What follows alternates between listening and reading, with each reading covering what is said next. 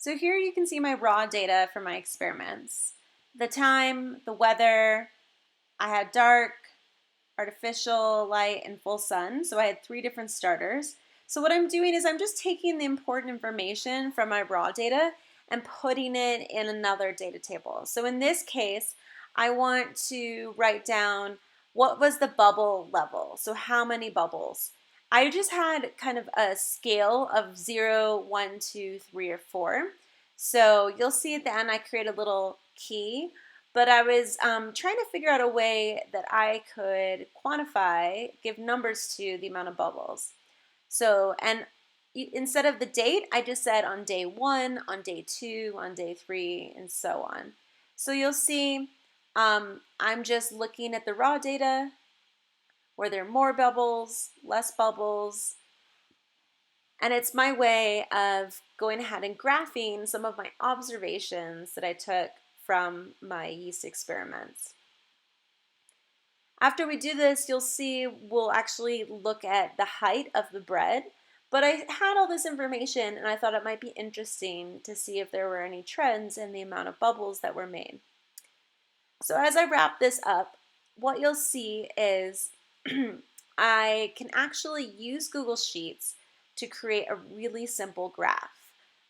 It's actually pretty impressive the way that Google Sheets work. So as I wrap up putting these in, you can see I go to the corner and I can highlight. Oh, first, actually, I want to create a little key for myself. So 0 means no bubbles, 1 means just a few bubbles from my notes, 2 means some bubbles, 3 was more bubbles, and then 4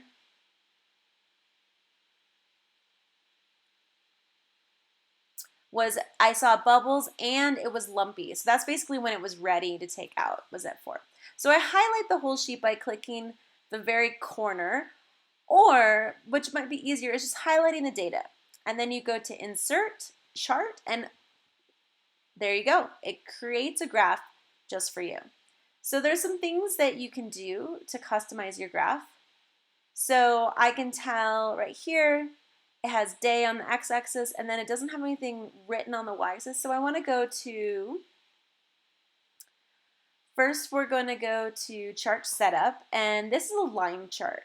So I might want a different kind of chart, like I might want a bar chart, or I might want a combo, or an area under the line chart. And these would be different depending on what you want to show.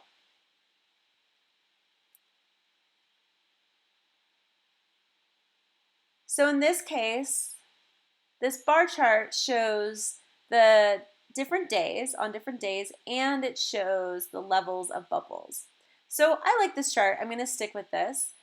So in order to change the vertical axis, which has no label, you do the drop down and choose vertical axis, and I'm going to write amount of bubbles, right? So it's level 1 through 4. And then my chart title, I want to change because this title is not very helpful. And I'm going to change it to the question I'm trying to answer. So how does light affect the amount of bubbles, or the yeast? How does it affect yeast? You can say that, or the amount of bubbles produced by yeast, or bubble production. The title is really up to you, but it should describe what your data is about. Here you can see I changed my mind a few times. I was like, I don't know, is it bubble production of yeast? What is it? But basically when you get to this stage, you can move the chart over a little bit, just drag it a little bit over. And then in order to share it with me on your Google Doc, you're going to take a screenshot, or you can click share on the Google Sheet and I'll have access to your data. So that's an example of a graph if you're measuring the bubble production of yeast. So now I actually baked my bread and I have some information about the height and diameter of my bread. So I put that into a new data table that's just my different amounts of light, dark, artificial light, full sun, and bread height, bread diameter. Same thing, I highlight it all, I do insert chart, and it creates a chart for me right there. Now I'm not sure I like this chart, so I'm going to explore some of the other chart types.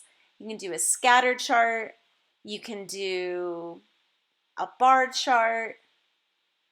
So I choose the one that seems to demonstrate the information best for my experiment.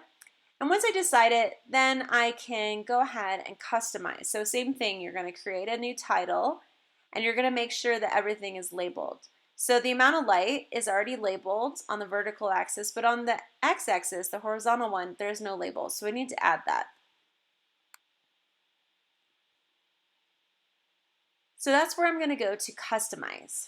So under customize, I can change my labels and make this graph work for me. So under that, I go to chart, axis, and titles. The chart title I'm going to change to be the question I'm investigating.